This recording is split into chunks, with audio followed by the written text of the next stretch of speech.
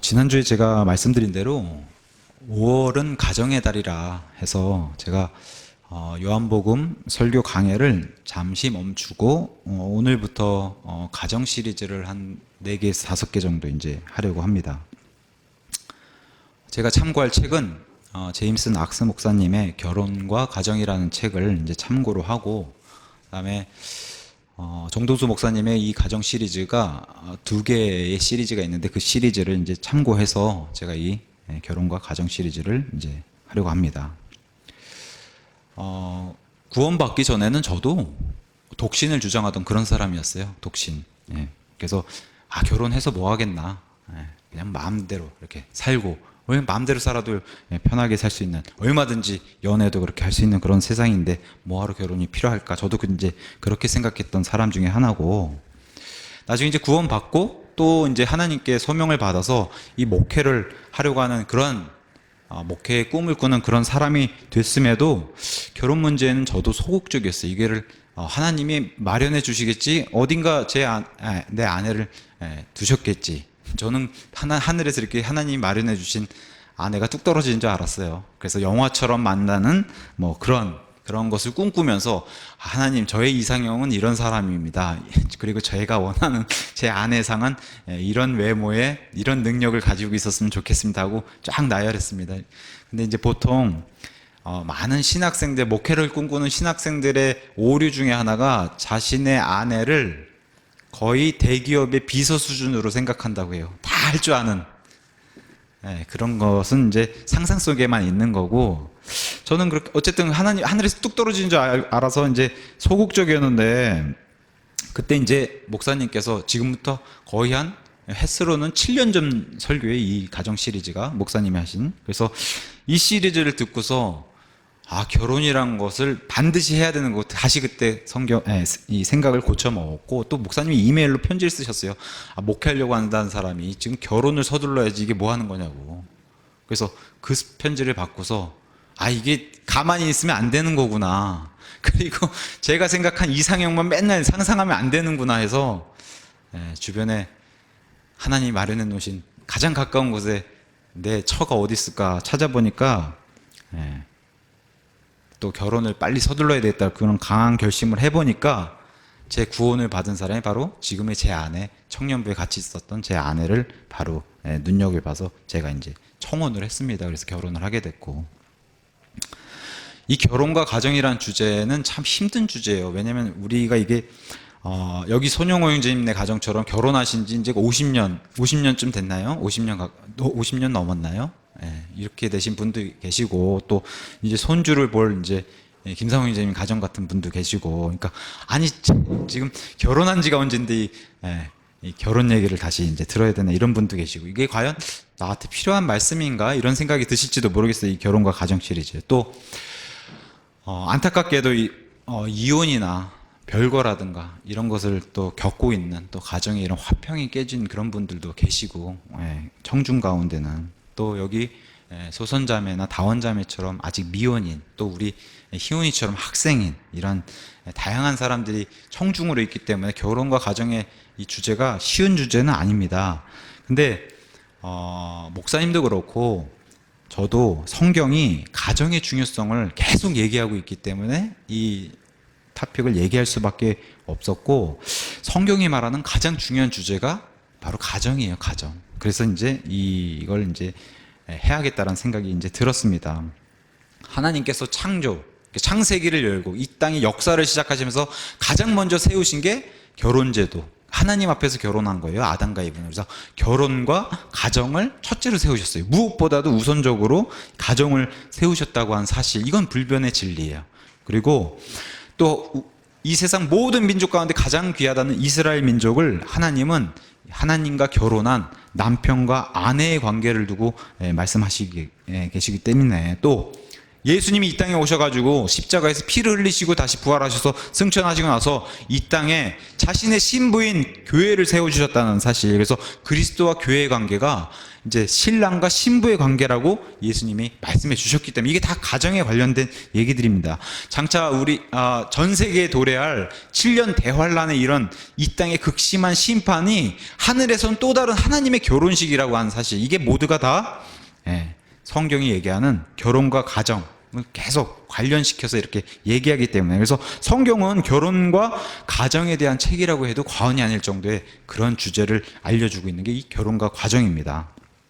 그래서 이런 것들을 좀 가정에 대해서, 결혼에 대해서 이렇게 좀 살펴보면서 이 마지막 시대에 가정이 얼마나 중요한지를 다시 좀 확인하는 그런 시간들을 좀 가지려고 하고, 다시 한번 말씀드리지만 왜 이런 가정 시리즈를 하나, 이 와중에 바로 가정이 영적 전쟁터이기 때문에 이걸 하려고 합니다. 가정이 영적 전쟁터다.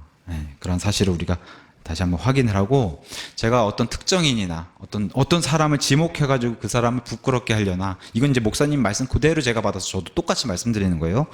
특정인을 지목해서 부끄럽게 하거나 그 책임을 물으려고 하는 게 아닙니다. 고린도전서 7장 24절 말씀처럼 우리는 있는 그대로, 우리의 신분, 우리가 처해 있는 위치, 상황 그대로 우리 하나님께 고하고 하나님을 받아들여야지, 하나님의 진리의 말씀을 받아들이는 그런 자세가 우리에게 필요할 거고, 성경대로 믿는 또 하나님의 말씀을 우리 듣고자 가정에 원하시는 게 이 마지막 시대에 무엇인지 그것을 알아보려고 하니까, 우리가 어떤 특정 내 얘기 하려고 하나 이렇게 받아들이면 안 돼, 받아들이지 말기를 제가 이제 부탁을 드립니다. 중요한 것은 우리 각 사람 다 올바른 가정 생활을 위해서 우리가 부름을 받았다고 하는 사실입니다. 이게 그리스도인의 가정, 이런 가정들이 올바로 서지 못하기 때문에 지금 우리나라가 겪는 이런 문제들이 다 일어났다 해도 과언이 아닙니다.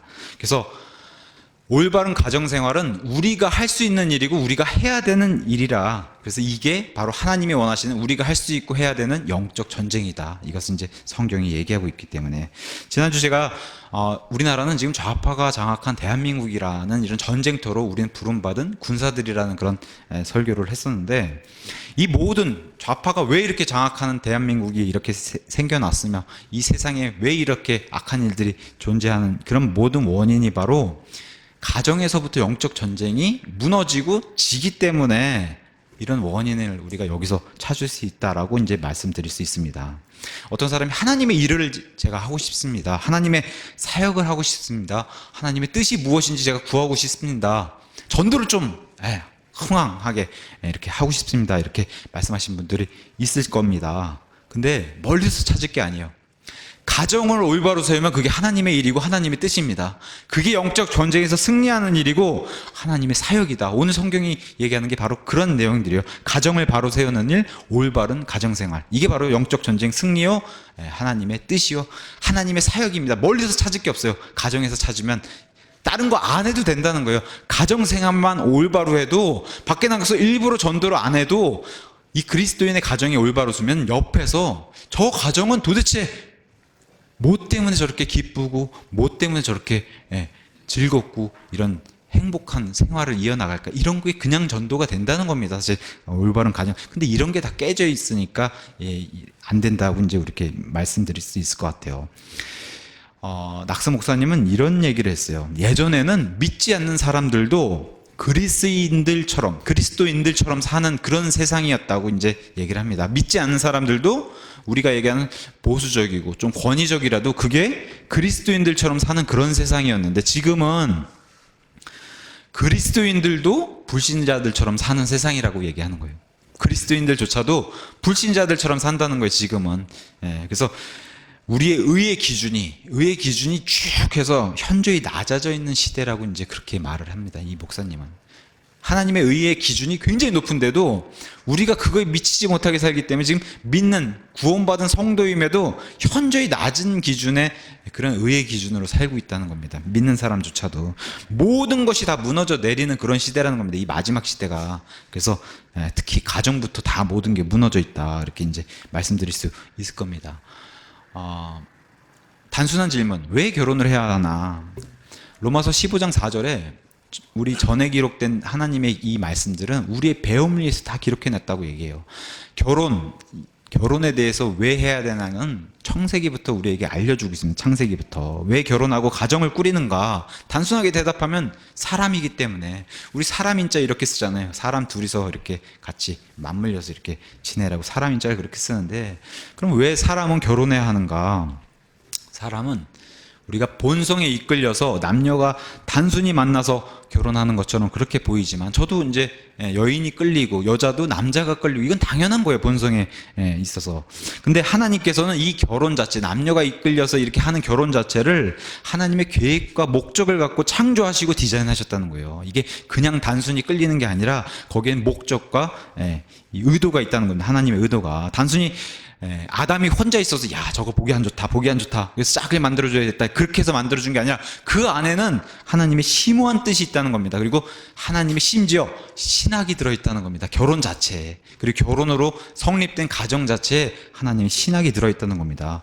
성경에서 네 개의 기관을 두고 있습니다. 그래서 하나님이 최초로 만드신 가정, 하나님 앞에서 결혼한 거예요. 아담과 이브는 하나님을 주례사로 두고 아담과 이브가 결혼한 그 가정이 첫 번째 기관이고, 기관이 지나서 이 아담과 이브의 이후에 이 후손들이 생겨나면서 국가가 생겨났습니다. 국가. 그래서 국가가 생겨나고 그 다음에 그 국가들 가운데서 하나의 민족을 특별히 떼어내서 만든 게 바로 하나님의 백성 이스라엘. 이거는 국가와 별개적으로 따로 떼서 이거는 영원 무궁토록 특별한 민족이에요, 이스라엘은. 그래서 따로 기관을 둬요. 따로 떼서. 그래서 가정, 국가, 이스라엘, 그 다음에 예수님이 이 땅에 오셔가지고 만든 기관이 교회. 그러니까 순서로 따지면 교회가 가장 나중이고 제일 먼저 만드신 가장 중요한 기관이 가정이에요. 가정에서 출발해서 국가도 생기고 이스라엘 민족도 생기고 교회도 생기는 거예요. 그래서 가정을 가장 중요시 생각하고 거기 시작점을 두셨다. 이게 오늘의 포인트입니다. 가정이 출발이었다. 그래서 하나님께서는 이 가정을 만드신 이유가 단순히 이 땅을 채우고 하나님이 보시기에 하나님이 막 게임하듯이 이렇게 놓고 이렇게 하려고 하시는 게 아니라, 하늘에는 영적인 존재들이 굉장히 많아요. 하나님이 창조하신 영적인 존재들이 많은데 그 영적인 존재들에게 하나님의 능력, 파워, 지혜, 위엄, 이런 갖가지 하나님의 신비를 알려주시려고 이 가정이라는 이 우주와 지구를 창조하시고 그 안에 모든 것을 만들어 놓으시고 사람을 만들어 놓으셔서 가정을 세우신 이유가 이 하늘에 있는 영적인 존재들에게 하나님의 갖가지 이런 하나님 신비를 알려주기 위해서 만들어 놓으셨다는 겁니다. 그래서 한 남자와 한 여자가 결합해가지고 이 가정을 통해서 하나님이 이 영적 존재들에게 교훈을 주시려고 가정을 세우셨다. 이게 보통 가정이 그냥 우리가 그냥 단순히 그냥 나이 들면 결혼해야지 해서 가정 꾸려야지, 세상 사람들은 다 그렇게 생각하잖아요. 근데 우리 믿는 사람들의 시선, 또 하나님의 시선은 이게 보통 일이 아니라는 거예요. 가정 자체가. 제가 어릴 때 반공 교육이 학교에서 이루어졌기 때문에 우리의 주적 하면은 북한의 공산당이 싫어 이런 거 많이 했어요. 포스터 그리고 우리 주적은 공산당이라고 배웠어요. 요새는 보니까 주적을 보수, 꼰대, 친일파 이런 쪽으로 다 몰아가더라고요. 주적 자체를.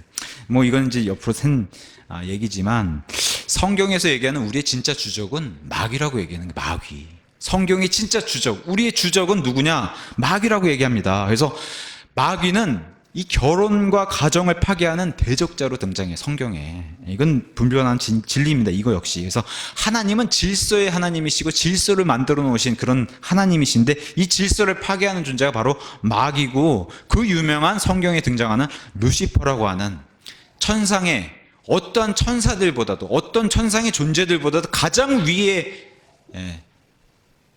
위치에 있었던 그룹이라고 하는 위치에 등장하는, 그 중에서도 기름 부음 받은 그런 존재가 바로 루시퍼인데, 이런 높은 존재였다는 거예요, 원래는. 근데 여기 하늘의 3분의 1의 하나님의 천사들과 함께 죄를 범해가지고 같이 타락해서 이제는 그 하나님의 천사들을 마귀들로 만들어 놓은 이런 존재가 바로 루시퍼. 본인도 마귀가 되고 자기와 함께 타락한 천사들도 마귀들로 만들어서 하나님 존전에서는 쫓겨났어요. 그래서 하나님이 창조하신 온 이 하나님 존전에서는 쫓겨나고, 지금은 우리가 바라보는 이런 푸른 블루스카이라고 하는 첫째 하늘, 그 다음에 스페이스라고 하는 이런 우주가 있고, 그 위에 이제 셋째 하늘 있잖아요. 하나님 존전에. 그 존전에서 쫓겨나면서 하나님이 우주를 창조하실 때 이 우주 안으로 들어왔던 존재들이, 들어와 있는 존재가 바로 마귀와 마귀들이다, 이제 이렇게 얘기할 수 있습니다. 마귀가 하나님의 이 질서를 깬 사례들을 가서 성경에 가서 찾아보면 이런 겁니다. 하나님과 아담과 이브가 에덴 동산에서 좋은 것들만 다 받았어요. 무죄 상태, 죄가 없는 상태, 좋은 상태, 이런 하나님과 화평을 누리는 이런 가정을 세우셨는데 하나님이 이걸 깨트린 게 바로 마귀예요. 그죠? 뱀으로 접근해서 이 화평을 깼습니다. 평안함을 깼어요. 에덴 동산에 하나님의 계획을 무참히 깬 게 바로 이 마귀들입니다. 낙스 목사님이 이렇게 얘기해요. 요새는 결혼하려면은 일단 집을, 그죠? 뭐 신부를 데려가려면 기본적으로 막 신랑들에게 무거운 무게를 안기잖아요. 일단 집이 있어야지 결혼을 해야 된다. 뭐 둘이 힘을 금전적으로 합치든 어쨌든 간에 집이 있어야지 집을 중요시 여기고, 우리나라뿐만 아니라 미국도 그런 것 같은데, 원래는 하나님의 결혼 자체는 집이 필요가 없었어요. 그죠? 에덴 동산 자체가 하나님이 주신 집이었어요. 기후가 너무 좋았고, 그죠? 집이 필요 없었어요. 담장이 필요 없었어요. 왜 이 집과 담장이 생겨났냐? 나중에 기후가 변화되고 추위를 느끼고 동물들이 포악해지니까 담장을 세우고 이런 게 다 생겨난 거예요. 원래는 에덴 동산 자체가 필요가 없었던 거예요. 거기서 그냥 벌거벗고 다 자도 너무나 좋은 기후와 그런 온도를 주셨기 때문에 다 모든 게 풍족했던 그런 것을 우리가 잃어버린 겁니다. 그런 낙원을. 근데 이런 걸 깬 존재가 바로 마귀라는 거예요. 마귀. 그래서 심지어는 이 아담과 이브가 하나님과의 관계도 마귀가 깼죠. 그 다음에 가정을 이루면은, 가정의 열매는 아이들이에요. 그죠? 애를 낳잖아요. 당연히 가정의 열매는 아이들이 생기는데, 아담과 이브의 첫 아이인 가인을 살인자로 만들어 버렸어요. 마귀가. 그죠? 둘째 아이는 죽음으로 몰게 되는 그런 일을 만든 게 바로 마귀입니다. 마귀. 물론 이제 인간 편에서 인간도 책임은 있지만, 오늘은 우리의 주적인 마귀를 두고서 얘기를 하는 그런 주제이기 때문에 마귀를 놓고 얘기를 하는 겁니다. 자, 노아의 때에 가니까 이 마귀가 거의 정점을 찍어가지고, 하나님의 아들들이 이제 이 마귀와 함께하는 하나님의 타락한 천사들 3분의 1이 이 땅의 사람들의 딸이 아름다운 걸 보고 자기가 취하고 싶은 딸들은 다 취해가지고 아내로 삼았다는 거예요. 그때 무슨 일이 벌어지냐? 사람의 딸들조차도 인간의 남자들을 쳐다보지 않고 하나님의 아들들만 쳐다보고 그들과 결혼했다는 겁니다. 그래서 이상한 거인들이 태어나는 이런 일이 노아의 홍수 그 시대에 일어났다는 겁니다. 그래서 이런 일들, 여자들도 남자들을 거부하고 마귀들을 받아들이는 이런 일이 발생해가지고 거인들이 생겨나서 홍수로 결과적으로는 망하는 이런 일을 성경에 그려주고 있고, 이게 이제 실제로 일어났던 사건입니다. 뭐 설화나 전설에 일어났다는 게 아니라 진짜 실제로 일어난 이런 일. 그 다음에 롯의 때는 또 무슨 일이 일어났냐? 남자들의 음행이 도를 지나치면은 여자들은 눈여겨 안 본다는 거예요. 여자들이 눈에 안 들어온다는 겁니다. 롯의 그 소돔과 고모라, 그 당시 가나안 땅이 가장 발전한 그런 도시였고, 문명적으로 가장 문명적인 도시였는데, 음행의 도를 지나치니까 여자는 눈여겨 안 보고 뭘 봐요? 젊은이, 이상한 천사들, 굉장히 용모가 빼어난 이런 천사들이 오니까 젊은이서부터 노인들까지 이 천사들을 달라고, 이 남자들 달라고 하는 이런 모습을 롯의 때의 그 소돔과 고모라에서 보여줍니다. 남자들을 탐하게 돼요. 여자들은 눈에 안 들어오고 이런 일이 벌어진다는 겁니다. 동성애가 창궐하는 이런 일. 그래서 이런 일로 역시 하나님의 심판을 받아서 멸망한 이런 것을 잘 보여주고 있습니다. 이스라엘 역시 어때요? 이스라엘과 하나님의 이런 남편과 아내 관계를 계속 좋은 관계를 유지하려고 하는 것을 마귀가 개입해가지고 이 하나님의 아내를 넘어뜨리는 이런 일을 벌여요. 아내가 등장해서. 그래서 하나님이 이런 꾀임에 넘어가서 이스라엘이 마귀와 함께 하고 싶어 하니까 하나님이 결과적으로 예레미야 말씀처럼 이혼하게 되는, 자신의 아내를 내가 버리게 되는 이런 일을 마귀가 가져오게 됩니다. 우리가 가정을 왜 중요하게 생각하냐? 가정은 예수님이 이 땅에 오셔서 말씀해 주셨듯이 그리스도와 교회의 관계, 이 아담과 이브가 결혼하는 것이 나중에 4,000년이 지나서 예수님이 밝혀주신 진리가 바로 이것이 단순한 관계가 아니라 그리스도와 교회의 관계를 보여준다라고 얘기하면서, 아담과 이브를 통한 교훈이 뭐냐? 원래는 아담 하나잖아요. 거기서 이브가 튀어나온 거잖아요. 갈빗대를 취해가지고 아담의 하나였던 존재에서 둘이 된 거예요. 원래는 내 몸이고 내 뼈고 내 살이잖아요. 이브가. 그렇게 사실은 남자가 자기 아내를 아껴줘야 되는데, 사실 우리 현실에서는 그러기가 매우 힘들죠.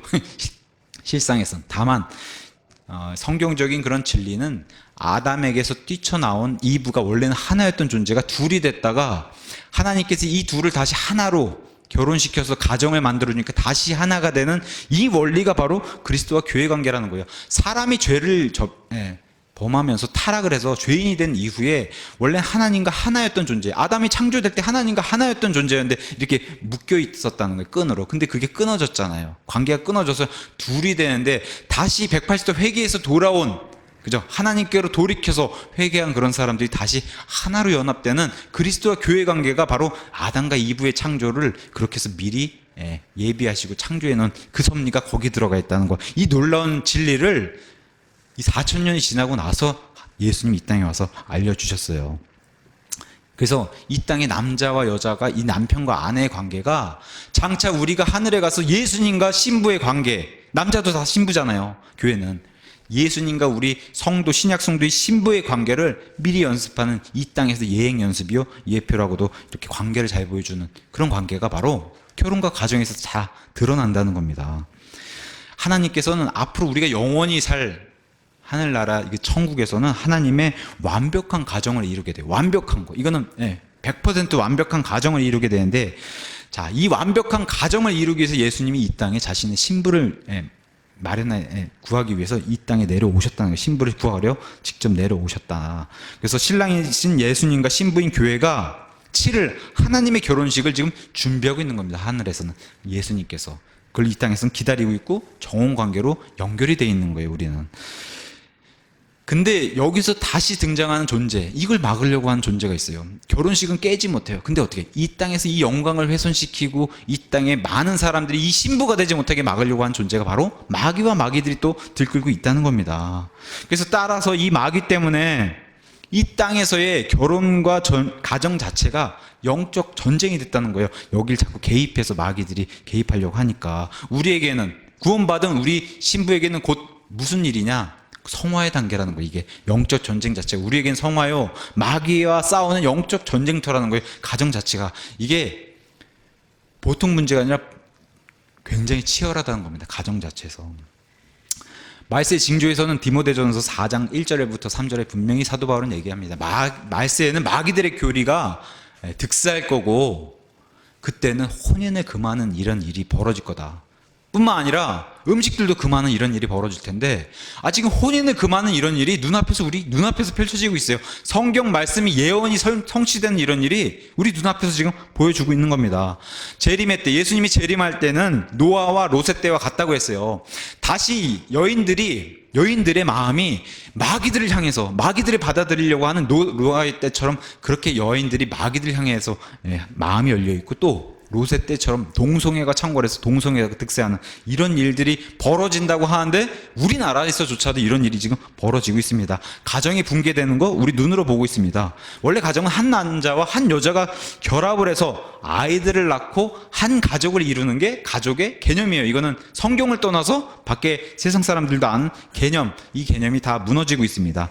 남자와 남자가 서로 엄마와 아빠의 역할을 하고 있고, 여자와 여자 아빠가 생겨나는 이런 일이 생겨나고 있고, 비혼자, 결혼 안 하겠다고 하는 비혼자들이 증가하고 있습니다. 그러니까 TV에서 자꾸 혼자 밥 먹는 거, 혼자 생활하는 거, 이런 것만 계속 보여주는 거예요, 지금. 이런 시대를 자꾸 끌고 가기 위해서 이혼율이 계속 증가하고 있습니다. 예전에는 미국에서는 정말 할리우드 배우들이 막 이랬다 저랬다고 막 여자 갈아치우고 남자 갈아치우고 막 이렇게 해서 이혼 놓고 이런 것만 진짜 드라마나 영화에서만 보는 줄 알았는데, 우리나라가 아시아 이혼율 1위예요. 세계 이혼율 10위 안에 들어가는 그런 나라예요. 우리나라도 이혼율이 굉장히 높은. 그 이혼율의 사유 1위가 제가 가서 보니까 배우자의 불륜과 외도예요. 이혼율 1위가. 경제 문제가 아니라 배우자의 불륜과 외도가 1위예요. 이혼 사유가. 얼마 전까지만 해도 우리나라에만 있는 독특한 그런 법이 있었어요. 간통죄라고. 그래서 자기 배우자를 두고 간통을 벌였을 때, 바람을 피웠을 때, 불륜을 저질렀을 때는 이 법적으로 처리할 수 있는 그런 법이 있었는데, 결국에는 이제 시대의 흐름에 맞춰서 이런 법이 사라지는, 그날 다 축하 파티 벌이고 막 그랬다는 뉴스 그런 뉴스가 다 떴잖아요. 이 간통죄 없어졌다고 축하 파티 벌리고 하는 그런 일들. 요새 부부의 세계라는 드라마가 아주 유행한다고 해요. 김희애가 워낙에 연기도 잘하는 배우지만, 이게 다 불륜에 대한 그런 내용이 히트를 치고 있는 그런 것을 잘 보여주고 있는 것 같습니다. 저는 그 드라마를 잘 보진 않습니다만, 요새 뉴스가 워낙 많이 나오더라고요. 또 하나는 육아의 어려움을 계속해서 방송들이 보여줘요. 육아하는데 어렵다. 최근에는 육아하면서 막 어떤 탤런트가 나와서 자기 뭐 5살 된 그런 아이를 이제 키우면서 너무 힘들다고 막 울어요. 근데 재벌 며느리예요, 재벌 며느리. 재벌 며느리가 육아하는데 힘들다고 울어요. 그랬더니 막 전문가가 마음이 이해해요. 육아가 힘든 거 알아요. 힘든데 엄마들의 이런 본성 있죠. 모성의 본성 자체를 자꾸 약화시키는 이런 거를 매체를 통해서 자꾸 전달한다는 거. 이게 우리가 눈앞에서 펼쳐지는 마지막 시대의 그런 징조들입니다. 이런 것들이. 음행과 간음이 증가하고 있어요. 성적으로 타락한 일. 정말 30년 전, 20년 전에 상상도 못한 일이 지금 벌어지고 있습니다. 예전에는 낙사 목사님도 이렇게 기록했어요.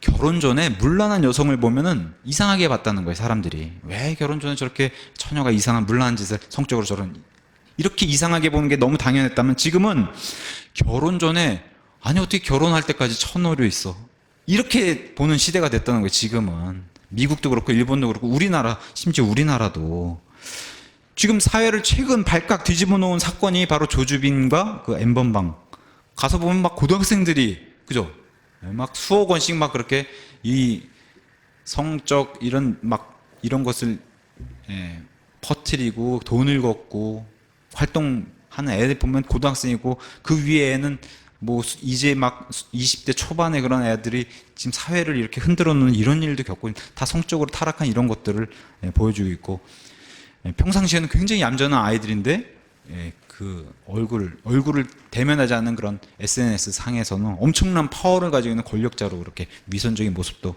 우리가 찾아볼 수 있었습니다. 또한 최근에 시끄러운 이태원 킹클럽 사건 뭐 블랙 찐방이라고 하는 이런 뭐 게이들이 모여가지고 진짜 생각만 해도 더럽죠. 더러워. 그죠? 이런 게이들이 몸을 뒹구는 제가 기독교 신문 가서 읽어보니까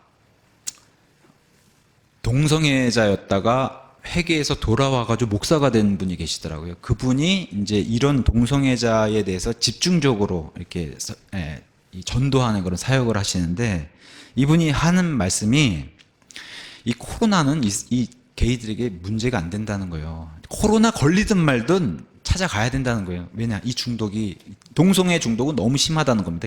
이걸 안 하면 못 견딘다는 거예요. 그 게이들은. 그래서 코로나가 걸리든 말든 간다는 거예요. 근데 요번에 밝혀진 것 같이 코로나가 문제가 아니라 에이즈가 더 문제예요. 동성애는. 그죠? 에이즈.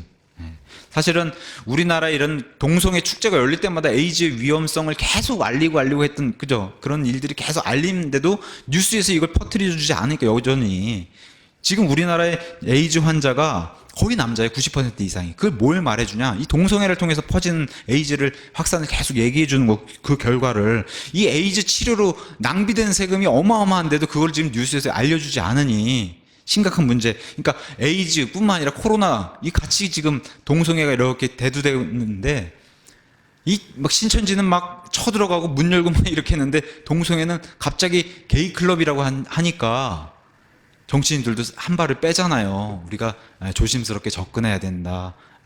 뭐 정보가 퍼지면 안 된다. 뭐 이러고 있잖아요 지금.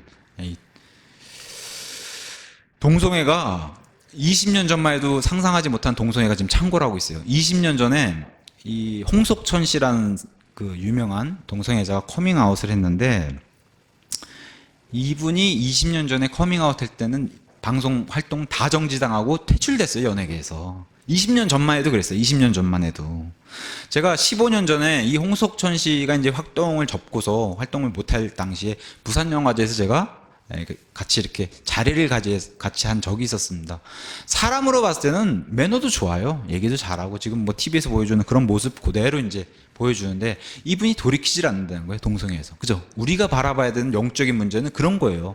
그런 데서 내가 이제 동성애를 안 하겠다 그런 자세를 취하지 않잖아요. 계속 그걸 끌고 가면서 오히려 동성애자들의 이런 대표가 된 듯한 이런 모습을 보이니까 참 오묘하게도 20년 전에 퀴어 축제 지금 20주년 됐어요. 서울광장에서 퀴어 축제를 연 게 교묘하게도 성소수자라고 이제 불리는 이런 사실 이런 단어 자체가 말이 안 되지만 지금 이런 정치인들 좌파 정치인들과 하고 밀착한 관계로 인해서 이 성차별금지법 동성애 합법화를 얼마나 시도하려고 하는지 이건 우리 눈으로 지금 다 보고 있습니다. 얼마 전까지 우리 경남에서도 학생인권조례 지금 전국적으로 학생인권조례를 다 침투해가지고 그 안에 아이들의 인권이라고 하는 이름, 우리 희원이 같은 아이들의 인권을 보장해준다고 하면서 콘돔 뿌리고, 그죠? 너희들의 마음껏 성을 누려라 하면서 이런 인권 아래 온갖 문란한 성적인 이런 악법을 넣어가지고 통과시키려고 하는 거. 지금 위에 법이 안 되니까 밑에 법을 통과시켜서 이렇게 하는, 이게 다 눈으로 보고 있습니다. 그래서 좀 전에도 말씀드렸다시피 신천지 문제를 터졌을 때는 아주 신천지를 강하게, 그죠? 교회라고 한다. 사실 우리와 같은 교회도 아니지만 세상 사람들이 봤을 땐 교회라는 그런 이름 하에, 명목하에 그냥 코로나 문제 터졌을 때 그냥 아주 압제하고 이런 모습을 다 보여줬는데, 요번에 그 킹클럽 사건 터지니까 아예 다른 자세를 취하는 이런 모습 다 보고 있습니다. 뭐 교회에 이런 문제 터졌을 때는 뭐 예배 중지시키고 난리도 아니었잖아요. 이 교회를 바이러스 취급했어요. 그죠? 얼마 전까지. 불과 2달 전까지만 해도 교회가 바이러스의 온상지요, 저기 가면 코로나가 걸린다고 하는 그런 지금 코너로 몰아가지고 교회 예배를 다 중단시키게 만들었었는데, 지금은 동성애자는 그렇게 색출 강력하게도 못하고 있잖아요. 지금 그런 이중적인 모습을 보여주니까 이 다분히 정치적인 모습이다, 우리는 이렇게 판단할 수 있습니다. 최근에 제가 광고 시간에도 말씀드렸다시피 이 비례대표로 당선된 윤미향이라는 사람, 제2의 조국, 여자 조국 보는 것처럼 이 위선과 거짓말. 지금 할머니가 나와가지고 이 30년 동안 할머니들을 위해서 일한 적이 없다, 돈도 준 적이 없다, 그 유족들도 이렇게 얘기하는데도 듣질 않잖아요. 할머니가 치매 걸렸다 이렇게 몰아가고 있고. 참 진짜 이 거짓말을 뭐 어느 정도 해야죠. 이 거짓말을 그냥 대놓고 그냥 너무 뻔뻔하게 하니까 이제는 조그만 거짓말은 거짓말 같지도 않은 그런 모습을 이제 뻔뻔하게 그냥 TV에 나서 그렇게 당당히 보여주는 모습. 그리고 정치인들이 그걸 또 옹호해 주니까, 이 민주당 정치인들이 이 위선이 참 대단해. 이 사람들 어김없이 반미를 그렇게 외쳤는데 자기 딸은 UCLA, 그죠? UCLA 대학을 다니고 있고, UCLA 대학 다니는 그 장학금이, 금액이, 학비가 굉장히 비싼데 그 학비 어디서 다 충당했냐 했더니 장학금으로 받았다. 근데 UCLA는 장학금을 주지 않는 그런 학교거든요. 그랬더니 그것도 거짓말로 드러나고, 나중에 그 재단에서 모은 그 금액으로 학비도 충당하고 있었고, 국민들이 모금한 돈으로 지금 집도 사고, 그죠? 자기가 별장처럼 이용하고, 자기 친아버지가 그걸 사용하고, 위안부 할머니는 한 번도 쓰기 못하게 만들고, 지금 이런 위선을 보여주는 거. 남편이 간첩 혐의로 구속된 전과도 있어요. 근데 제가 주목하는 건 이 끔찍한 이 윤미향이라는 사람이 한신대학교 신학과를 졸업했어요. 한때는 목회자를 꿈꾸던 사람이에요, 이 사람이. 그러니까 우리나라의 이런 영적인, 그리고 이 윤미향과 함께 지금 여성 기독교 단체가 윤미향을 다 옹호하고 있어요. 기독교 단체가. 그러니까 우리나라의 기독교 단체가 얼마나 무너져 있는지를 잘 보여주는 게 바로 이런 사건 아닌가, 이제 그렇게 말씀드릴 수 있습니다. 이게 다 영적 전쟁이 어마어마하게 치열한 건데 지금 손도 써보지 못하고 다 무너지는 그런 것을 보고 있습니다. 20대 총선 부정 의혹, 뭐 너무 많이 지금 증거들이 나오고 있고, 이 정도면 거의 뭐 쿠데타 일어나서 나라를 뒤집어야 되는 이런 상황인데도 가관이잖아요. 근데도 잠잠하게 있는 이 방송계에서 정말 한 번도 경험해보지 못한 나라, 이런 나라 지금 겪고 있습니다.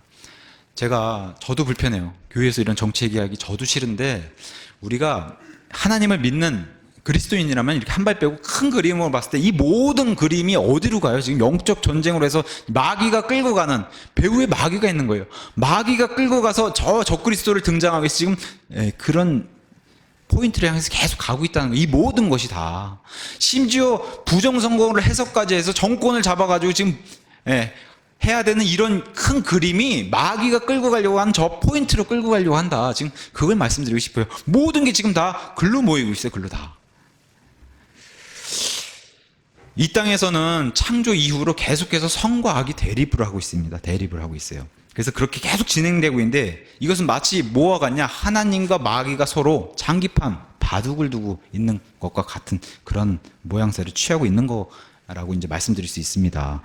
근데 이미 가정들이 많이 파괴가 됐어요. 국가가 이렇게 기울어질 정도면 가정이 이미 다 많이 파괴가 돼 있다라고 말씀드릴 수 있습니다. 그래서 가정이 파괴가 돼 있으니까 사회와 국가를 이렇게 툭 넘어뜨리는 건 너무 쉬운 그런 단계에 와 있다는 거예요. 지금 굉장히 심각한 단계에 와 있다. 그게 우리가 마지막 시대라고 말씀드리는 겁니다. 제 친구들도 이렇게 동창회를 1년에 한 번씩 하면은 너무나 쉽게, 우리나라 술 문화가, 저도 이제 과거에 이제 사업을 해보고 회사를 운영해보고 이러면은 뭐 접대 문화라든가 술 문화, 뭐 교회만 다니는 분들이야 교회 안에만 지내니까 모를 수 있지만 조금만 밖에 나가도 예, 세상의 사회 문화 군대 제대하고서 졸업하고서 이제 직장에 척 가져서 사회 문화를 딱 접하면 뭐예요? 술 문화에서 좀만 접해보면 돈 주면 얼마든지 그냥 하룻밤 이 성문화를 접할 수 있는 문화가 우리나라에 그냥 만연해 있어요. 노래방부터 시작해가지고 그냥 예, 어마어마하게. 예전에는 뭐 중학생이 막 그런 성적인 문란함을 뭐 많이 한다. 지금은 연령이 더 내려가서 이젠 초등학생까지 내려가서 최근에 성남에서는 초등학생을 성폭행하는 이런 일도 뉴스에 나오고 있고, 얼마 전에 뉴스에 나온 것처럼 광화문 세월호 천막 안에 쓰리썸이라고 하는 이 말도 안 되는 더러운 짓들 하는, 그죠? 그런 것들 다 뉴스로 보고 있지 않습니까? 지금 이런 것들이 불편하다고 해서 감추면 안 되는 게 마지막 시대는 이런 게 더 득세한다는 거예요. 제 동창회 가면은 저는 딱 1차하고 저는 이제 빠집니다. 나머지 애들은 다 이상한 데를 가야 되니까 그게 세상 문화고 너무 당연하게 다 결혼한 유부남인데도 다 당연하게 생각해요. 다 클럽에 가서 하룻밤 잘 상대를 구하고 이게 너무나 자연스러운 그런 시대가 됐습니다. 우리나라. 다 아실 거예요. 남자분들은 다 어떤 제가 말씀드리는지. 근데 지금은 남자뿐만 아니라 여자들도 마찬가지라는 거예요. 특히 뭐 요새 젊은 애들은 더하다고 하는데 이게 뭐 오픈 마인드라고 해서 너무 열려 있다라고 얘기하니까, 심지어 뭐 부부를 바꿔서 관계하는 이런 스와핑도 너무 횡행하고 있고, 심지어 대형 교회 안에도 서로 불륜을 저지르고 이러는 거 다 뉴스에 지금 나오고 있습니다. 우리가 생각하는 것보다 훨씬 더 심각하게 마귀의 세계가 훨씬 더 우리를 장악하고 있다. 근데 어쨌든 우리가 해야 할 일은 국가를 바로 세우고 사회를 바로 세우고 싶다면은 어떻게 해요? 내일 지구가 멸망한다 해도 우리는 오늘 하나님의 뜻대로 올바른 가정을 위해서 결혼을 하고 올바른 가정을 세워야 된다는 거, 이게 우리의 자세라는 겁니다. 오늘 본문 유명한 구절이에요. 하나님의 전신갑주를 입어라, 말씀의 검을이라 외쳐야 되는 거예요. 이제 결혼과 가정은 영적 전쟁이다. 이거 우리가 반드시 마음에 새기고 이렇게 살아야 된다는 거예요. 영적 전쟁이다. 이 결혼과 가정생활하는 게 이게 보통 일이 아니다. 지금 마귀가 개입하고 있는 게, 외치고 싸워야 한다는 겁니다. 이 전신갑주 하나님이 가정에서 필요한 게 바로 이런 거라는 거예요. 전신갑주 하나님이 이런 것을 입고. 그래서 이 에베소서 6장 전에 5장부터 무엇을 얘기하고 있냐? 남편과 아내의 관계를 얘기하고 있어요. 남편과 아내는 이렇게 해야 된다. 아내들아 이렇게 하고, 남편들아 이렇게 하고. 그래서 아내들아 너희 남편에게 복종하기를 주께 하듯 하라. 남편이 아내의 머리됨이 그리스도께서 교회의 머리 되신 것 같기 때문이라. 그분은 그 몸의 구원자시고 하면서 이것은 그분께서 말씀을 통해 물로 씻음으로 교회를 거룩히 구별하고 정결하게 하려고 남자와 여자, 이 아담과 이브의 관계처럼 그리스도와 교회의 관계, 이런 것을 다시 얘기하면서 가정을 잘 세워야지 이 믿음의 하나님의 굳건한 이런 영적 전쟁에 승리할 수 있다고 하는 이런 포인트를 주시면서, 유명한 이런 까닭에 남자가 자기 아버지와 어머니를 떠나서 자기 아내와 결합하여 그들 둘이 한 육체 하나가 될지니라. 이것은 큰 신비니라. 그러나 내가 이게 단순히 남자와 여자, 남편과 아내의 관계뿐만 아니라 그것을 초월해가지고 그리스도와 교회에 대해서 이걸 얘기하고 있다. 그래서 가정을 올바로 세우는 게 그리스도와 교회를 올바로 세우는 이런 일이고, 남편과 아내의 관계가 건강해야지 사회와 국가도 건강해질 수 있다고 하는 이 기초, 그 다음에 이 가정 안에서 남편과 아내뿐만 아니라 이제는 부모와 자식 관계, 이런 게 요새도 다 깨져 있잖아요. 그래서 6장에 시작하는 게 부모와 자녀 관계, 다 가정의 관계를 지금 에베소서에서 사도 바울이 하나님 말씀을 대신해서 이렇게 전달하는 겁니다. 자, 남편과 아내, 부모와 자식 간에 이러한 관계들을 돈독해서 이렇게 영적 전쟁에서 승리하기 위해서 세워야 된다, 이렇게 얘기하면서 이런 순으로 나가서 나중에 주인과 종의 관계, 자, 가정을 세우고 그 다음에 이런 게 사회로 퍼져나갈 수 있다. 이렇게 해요. 복음도 예루살렘과 유대와 이 안에서부터 이방인 땅으로 퍼져나가는 것처럼 가정에서 좋은 것이 바로 사회로 퍼져나가게 이렇게 그리스도인들이 살아야 되는데, 여기에 지금 마귀들이 개입해가지고 가정의 남편과 아내 관계도 깨고 부모와 자식 관계도 깨고 주인과 종 관계 똑같이 마귀도 깨고 나간다는 거예요. 이 순서가. 그것을 조심하라고 지금 사도 바울이 얘기하면서, 그래서 10절에 우리 본문 시작에 끝으로 내 형제들아 부모와 자녀, 그러니까 남편과 아내, 부모와 자녀, 주인과 종의 관계, 이것을 가정에서부터 영적 전쟁터로 승리해야지. 자, 끝으로 내 형제들아, 주 안에서와 그분의 강력한 권능 안에서 강건한 자가 돼야 된다는 거예요. 강건한 자가. 가정 안에서 내가 남편에게 어떻게, 아내에게 어떻게 대하는 이런 것들이 중요하다는 겁니다. 하나님의 일들로. 근데 이게 조금이라도 틈을 주면 마귀가 바로 깨서 들어온다는 그런 사실을 우리가 알아야 된다는 겁니다. 강건하게 되지 않으면 11절에 너희가 마귀의 관계들을 능히 대적하며 서기 위해 하나님의 전신갑주를 입어야 되는데 이것을 취하지 못하면 마귀의 관계들이 우리를 대적해서 우리 틈으로 들어온다는 거예요. 그렇다고 아까 말씀드렸다시피 나가서 사람들하고 싸우는 거 아니라는 겁니다. 12절에 살과 피와 맞붙어 싸우는 사람들이 아니에요.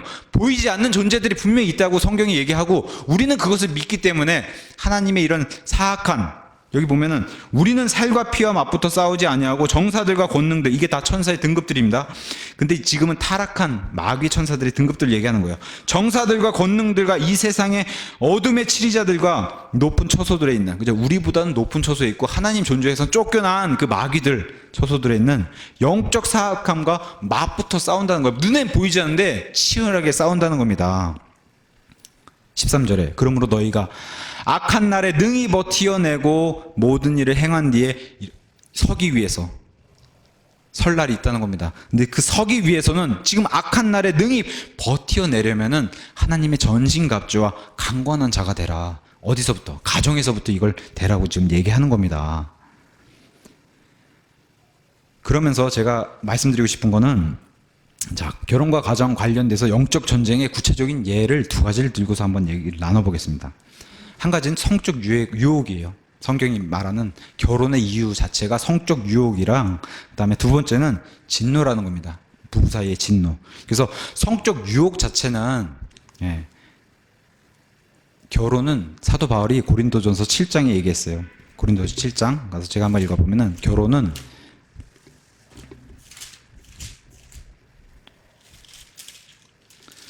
7장 1절부터 제가 읽어볼게요. 이제 너희가 내게 쓴 것들을 관하여 말하건대 남자가 여자에게 손을 대지 아니하는 것이 좋으니라. 그럼에도 불구하고 결혼의 이유가 음행을 피하기 위해서 남자마다 자기 아내를 두고 여자마다 자기 남편을 둘지니라. 이거라는 겁니다. 결혼의 이유가. 그래서 어느 정도 나이가 차고 그러면은 남자든 여자든 결혼을 해서, 왜냐?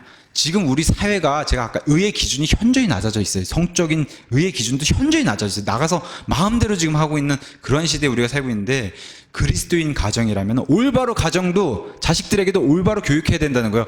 결혼할 수 있을 때 비교적 젊은 나이, 지금 세상에서는 젊은 나이 결혼 안 시키잖아요. 근데 그리스도인들은 역행하는 자들이에요. 결혼할 수 있을 때 결혼을 빨리 해가지고 남자든 여자든 음행을 피하기 위해서 빨리 결혼시키라는 게 사도 바울이 하나님 말씀 받아서 대신 전하는 얘기입니다. 음행을 피하기 위한 젊은이들도 이러고 남편과 아내 관계도 이렇다는 거예요. 3절 남편은 아내에게 합당한 애정을 베풀고 아내도 남편에게 그와 같이 행할지니라.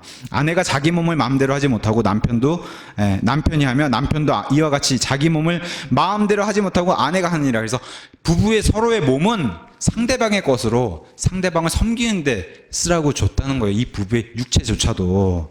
왜 그래요? 이런 것들은 참지 못함으로, 부부도 음행을 참지 못함으로 인해서 사탄이 너희를 시험하지 못하게, 이런 것들은 음행 자체가 틈을 주기 때문에, 마귀의 틈을 주기 때문에 이런 것들, 부부관계, 젊은이들의 이런 음행을 막기 위해서 결혼, 가정, 이런 것들이 먼저 1차적인 목적을 이렇게 하나님이 베풀어 주셨다는 거예요. 히브리서 13장 가서 보시면 하나님의 엄중한 말씀이 이렇게 우리에게 알려주고 있습니다. 이런 것들을 지금 마귀가 깨고 있는데, 히브리서 13장 4절에 결혼은 모든 것 가운데 존귀한 것이다. 하나님이 말씀하시는 거예요. 결혼은 모든 것 가운데 존귀한 것이에요. 이게 지금 다 깨져 있잖아요. 결혼 서약도 요새는 안 하잖아요. 이혼율이 워낙 높으니까. 자, 잠자리는 더럽히지 말아야 하거니와. 이게 하나님 말씀이 변화가 돼요? 시대가 변했다고? 요즘 시대에 누가 그렇게 생활해요? 시대가 변했다고 하나님 말씀 변하나요? 아니잖아요. 잠자리는 더럽히지 말아야 하거니와. 그러니까 젊은이들이 음행을 못 참고 잠자리를 더럽힐 것 같으면 결혼하라는 겁니다. 빨리. 그게 사도 바울의 얘기예요. 자, 그 다음에 음행을 일삼는 자들과 간음하는 자들은 하나님께서 반드시 심판한다는 거예요. 그리스도인이라고 여기서 벗어날 수 없다는 겁니다. 자유롭지 못하다는 겁니다. 이렇게 하나님이 엄중한 말씀을 주셨어요. 그래서 음행을 피하기 위해서 결혼하는 것, 또 가정의 부부는 서로를 위해서 내어줘야 된다는 거, 합당하게, 이런 것들 하나님 다 만들어 놓으신 질서라는 겁니다. 결혼. 그래서 합당한 결혼, 합당한 애정, 이런 것들이 가정 안에서 온전히 이루어져야지, 이게 지금 깨져가지고 밖에 나가서 서로 자기의 남편과 아내를 두고 지금 딴 데 가서 이런 상대를 구한다든가, 젊은이들은 그냥 하룻밤 상대, 이름도 모르고 연락처도 모르시 하룻밤 상대를 구하는 이런 시대에 우리가 살고 있기 때문에 하나님 말씀에 이걸 엄중히 경고하고 있고, 이런 것을 깨는 게 바로 마귀다. 지금 문란한 이런 시대에. 또 하나는 진노입니다. 부부 사이에 진노가 일어나게 되면은 이 틈을 또 마귀가 끼어들어 한다는 겁니다. 자, 화를 내도 괜찮아요. 화를 내도 괜찮다고 얘기했습니다. 사도 바울도. 예수님도 화를 내셨어요. 화를 내도 괜찮은데 오래 끌지 말라는 거예요. 그래서 그 유명한 해가 지도록 화를 내지 말라, 이 말씀이 나오는 겁니다. 화를 내도 괜찮습니다. 옳은 것에 있어서는 화를 내도 괜찮아요. 근데 그 특히나 화를 넘어서 진노를 자기의 남편이나 아내에게 냈을 때 이것을 오래 끌고 가지 말라는 거예요. 서로 말 안 하고 각반 쓰고 이러지 말라는 겁니다. 해가 지기 전까지 이것을 빨리 끝내서, 필요한 게 뭐이겠어요. 이런 진노를 빨리 끝내기 위해서는 대화를 해야 되는 거예요. 대화. 특히나 우리와 같은 교회는 남자들이 더 숙여야 된다라고 말을 해요. 자매님들보다 형제님들이 더 먼저 대화를 걸고 먼저 숙여야 된다. 이것을 제가 강력하게 권해드립니다. 속히 대화를 풀어야 된다. 이게 하나님을 기쁘게 하는 전쟁의 승리라는 거예요. 마귀에게 틈을 주지 않는. 이게 두 가지의 사례를 제가 들었습니다. 그래서 이런 모든 것들이 사례로 들기 때문에 마귀가 이 틈을 차고 들어오기 때문에 전신갑주 이런 하나님의 방어구가 필요하다는 겁니다. 남편과 아내가 갈등이 심한 그런 시대입니다. 부모 자식 간에 갈등이 심해요. 이게 근데 단순히 사람의 문제가 아니라 영적인 문제라는 거예요. 영적인 문제, 이 시대의 문제고. 그래서 살과 피가 아닌 영적 사악함이라 우리 싸우는 그런 존재들이다. 군사라고 불러주신 그런 존재들이라는 사실. 그래서 14절부터 그냥 간단히 이렇게 보겠습니다. 진리의 띠, 허리띠를 띠라는 겁니다. 진리의 띠, 14절. 남편과 아내가, 부모와 자식이 우리가 원수가 아니에요. 남편과 아내가 원수가 아니에요. 물론 저도 아내가 가끔씩은 원수로 보일 때도 있어요. 사실입니다. 아내도 저를 그렇게 볼 때가 있을 거예요. 근데 남편과 아내가 원수가 아니에요. 부모와 자식이 원수가 아니에요. 제가 아까 다시 한번 말씀드릴게요. 우리의 주적은 누구라고요? 마귀가 주적이에요. 그 마귀가 이걸 원수로 만들어준다는 거예요. 자꾸 원수로 부추긴다는 겁니다. 반드시 알아야 될, 기억해야 될 사실, 부부가 원수가 아니고 부모 자식이 원수가 아니다. 그래서 이런 진리의 띠를 우리가 강하게 매야 된다. 마귀는 창조물입니다. 절대로 하나님을 이길 수 없어요. 창조주요를. 그 사실 너무나 명확한 사실이고, 이미 끝난, 마귀는 패배한 이미 결론이 나 있기 때문에 그걸 믿고 가라는 겁니다. 진리의 띠를 강하게 매고. 자, 의의 흉갑을 입어야 돼요. 가슴을 지켜야 된다는 거예요. 자, 의의 흉갑, 하나님의 올바른 옳은 것을 착용하는 그런 흉갑을 입으라는 건데, 부부 사이에도 부모 자식 사이에도 올바른 것들을 지킬 줄 알아야 된다는 거예요. 매너도 지킬 줄 알아야 되고 예의도 지킬 줄 알아야 돼요. 부부 간의 예의도 지금 많이 깨져 있는 그런 시대고, 부모 자식 간에도 예의도 많이 깨져 있어요. 부부 간에, 부모 자식 간의 예의를 지키는 거, 그게 하나님의 올바른 의예요. 그래서 의를 지켜야 된다. 이 의의 흉갑을 입어야 된다. 화평의 신발을 매야 된다고 얘기하는 거예요. 자, 저와 여러분 예수님의 십자가에서 흘려주신 그 피의 공로로 인해서 구원받았어요. 그죠? 하나님과 원래 원수 사이였는데 그 벽을 허물어 주셨어요. 예수님이 피로써. 그래서 하나님과 화평하고 평안하게 된 사람들이에요. 맞습니까? 네. 화평하게 된 자로서 이제는 누구예요? 부부 사이에 화평을 이끌 수 있어야 된다는 거예요. 부부 사이에 화평을, 하나님과 화평하게 된 사람들인데 어떻게 부부 사이에 화평 안 하는, 이게 말이 안 된다는 겁니다. 그래서 화평하게 애를 쓰라면, 하나님과 나의 화평하게 됐으면 부부 사이에 화평하게 된 이런 것들, 아니면 아내와 남편이 하나님과 화평이 조금 깨져 있다면 도와줄 수 있어야 된다는 겁니다. 남편과 아내가 하나님과 화평도 회복하고 부부 사이도, 부모와 자식 사이도 이 화평을 회복할 수 있게 도와줘야 된다. 화평 유지는 성도의 당연한 의무다. 이렇게 말씀드릴 수 있습니다. 자, 믿음의 방패. 하나님 믿으면은, 저와 여러분 하나님 믿잖아요. 그죠? 믿으세요? 하나님 계시다는 사실, 하나님을 믿는. 그래서 하나님 믿으면은 너무 당연하게 부부간의 신뢰가 증대된다는 거예요. 하나님을 믿는데 어떻게 부부간의 신뢰가 깨지고 이게 점점 밑으로 추락할 수 있겠어요? 하나님이 계시다는 사실인데. 자, 제가 다시 한번 말씀드릴게요. 특히나 그리스도인 부부는 하나님 앞에서 결혼한 자들이에요. 아담과 이브처럼 하나님 앞에서. 근데 하나님을 믿는다고 하면서 어떻게 부부관계가 신뢰가 점점 깨질 수 있어요? 그죠? 이것은 뭔가 이상하게 된 거야. 화평도 회복해야 되고 믿음의 방패. 우리가 결과적으로 반대로 얘기하면 믿지 않는다는 것이죠. 하나님을 믿는다면 부부간의 신뢰가 올라가야 된다. 이것들 우리가 신뢰를 올리려고 서로 노력해야 된다는 겁니다. 구원의 투구. 저와 여러분 구원받은 자라고 간증합니다. 입술로 그렇게 외쳐요. 구원의 투구. 구원받은 자면 당연히 자세가 어떻게 돼야 되겠어요? 가정 안에서 마귀에게 틈을 주고 이런 자세들, 아내와의 화평이 깨지는, 저 형제로서는 아내와의 화평이 깨진 이런 자세, 이런 거는 있을 수 없는 겁니다. 구원받은 자로서. 그래서 구원의 투구를 쓴 자라면은 아내에게, 남편에게 사랑과 긍휼을 베풀어야 한다. 이게 또 그리스도인의 당연한 의무라고 이제 말씀드릴 수 있습니다. 지금까지는 다 방어구잖아요. 하나님의 강력한 무기가 있어요. 성령의 검이라고 하는 말씀. 예수님도 말씀으로 다 아마게돈 전쟁을 다 물리치지 않습니까? 이 대적들을 말씀으로 하시는 분이에요. 그래서 성령의 검, 이 말씀. 부부와 아이들이 말씀을 사랑하려고 노력해야 된다. 아이들도 말씀을 사랑하기 위해서, 저 같은 경우에 이제 소리가 좀 자라기 시작하면 어떻게 돼요? 하나님 말씀을 일러주고 재밌게 알려주려고 노력하고, 엄마와 이런 게 가정에서부터 시작해야 되는데, 사실 인천 사랑침례교회 주일학교 가면은 이런 고초를 얘기해요. 인천 사랑침례교회 주일학교에만 넣어놓으면 다 해결되는 줄 알아요. 아이들이 일주일 동안 생활하고 와서 여기 1시간 앉아 있거든요. 근데 그 아이들이 그 1시간을 변화할 수가 없어요. 나머지 6일을 부모와 지내잖아요. 가정에선 교육이 안 되는데 그 교육을 다 교회에다 떠넘겨요. 교회 갖다 놓으면 다 잘 되는 줄 알고.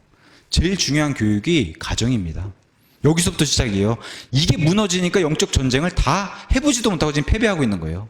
가정에서의 교육, 특히 하나님을 두려워할 수 있는 교육, 하나님의 말씀을 가르치는 게 바로 가정에서 시작하는 거고, 그 다음에 그걸 교회가 도와주는 거예요.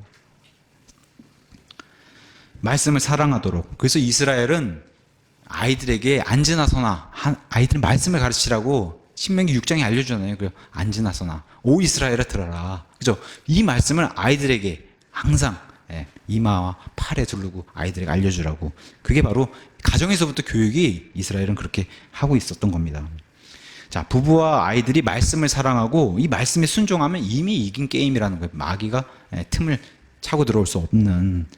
그래서 항상 기독교의 출발은 나부터예요. 나부터. 그 다음에 내 가정. 나부터 내 가정. 그 다음에 우리 교회. 이렇게 도와줘서 이렇게 해서 마귀와 영적 전쟁을 벌이는, 그래서 우리 교회가 정치 문제 이런 것까지 해서 이렇게 포괄적으로 범위가 넓지만 가장 포인트가 뭐냐면 가정을 살리는 교회예요. 가정을 살리는 교회. 가정의 중요성을 두고서 가정을 살리는 교회. 그래서 가정이 무너지고, 제가 어떤 분이 교회에 나가는 거 오늘 하루쯤은 아내가 교회에 나가는 걸 싫어해요. 그러면은 아내하고 이번 주일은 교회 안 오셔도 좋으니까 아내하고 시간을 보내세요. 이렇게 얘기해요. 저는 가정을 살리는 교회가 돼야 된다. 물론 교회를 등한시하고 가정을 하라는 거 아니에요. 물론 중요성은 교회에 두지만, 하나님께 두지만, 가정을 망가뜨리면서까지 교회를 하면 안 된다라고. 그게 성경에 하나님 말씀하시는 거기 때문에 가정을 살리는 교회를 해야 된다. 우리 모두가 그런 교회를 해야 됩니다. 자, 결론을 간단히 드리겠어요. 가정에서 일어나는 모든 일이 영적 전쟁입니다. 영적 전쟁이에요. 가정 생활하는 거, 이 바르게 가정 생활하는 게 보통 일이 아닌 겁니다. 바르게 가정 생활하는 것만으로도 하나님께 영광이요, 영적 전쟁에서 승리하는 일입니다. 이것이 아까 서두에서 말씀드렸다시피 우리가 할 수 있는 일이고 해야 하는 하나님의 사역입니다. 가정에서 바른 가정 생활 하는 것. 이 마지막 시대에 정말 치열한 전투가 가정에서 벌어지고 있다. 이거 다 무너뜨렸잖아요, 지금. 근데 겨우 우리가 이제 버티고 다시 세워보려고 하는 거예요. 무너져도 우리는 다시 세우는 게 그리스도인이잖아요. 그래서 이 마지막 시대에 마귀와의 치열한 전쟁터가 가정임을 기억하고 바른 가정생활로 승리하는 우리 모두가 되기를 예수님의 이름으로 축원합니다.